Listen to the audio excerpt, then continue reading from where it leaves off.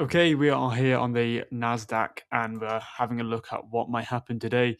There's not really much to say about this.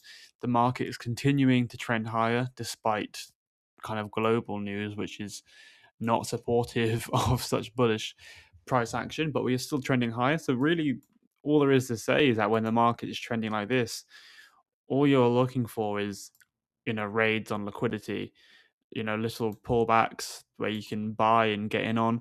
Coming into today's session, I don't see anything happening. For me personally, I don't like taking any more positions because we've already taken the previous day high and we are a long way from the midnight open and we're nearly 1% up.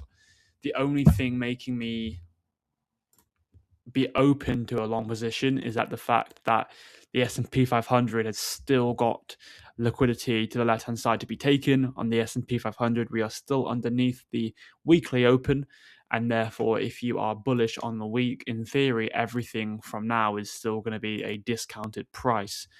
So and even on the Nasdaq we are kind of around the weekly open, so that's the only possible factor which might convince me to take a long. I don't think, based on previous price action, that we're going to get a run on. We have this intraday low just above the weekly open, or we have London range low underneath the midnight open, and then Asia and previous day they're quite far off anyway. So I don't see much. I don't think, based on price action over the last couple of weeks, we're going to get a run on these lows. But if we do, I'll be open to a long. Maybe I might size down because we haven't got a target on the Nasdaq left to go. Another possibility is, do you look for a short position off this previous day high, which we have just taken? Because on one hand, whilst you can say the S&P 500 is behind the Nasdaq, you could also say it's an SMT.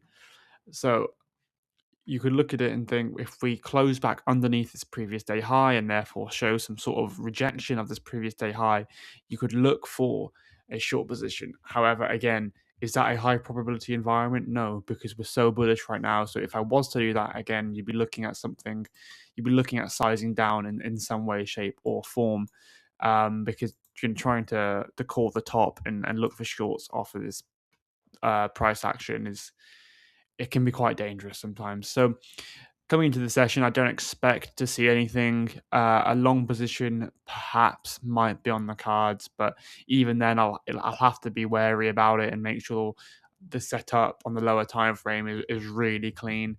As far as, but again, I would prefer not to, so I'm probably going to avoid it. And then again, look, if we do reject this previous day high, if we on the lower time frames, get a SMT or start rejecting or inversing some of these 5 minute bullish PD arrays, then perhaps I could look for a slides down short position. But all in all, this is a lower probability environment for my trading setup, my trading strategy. It is a lower probability environment now. We are heavy bullish, but with no bullish targets left. Sorry, no higher or old highs left to take out today.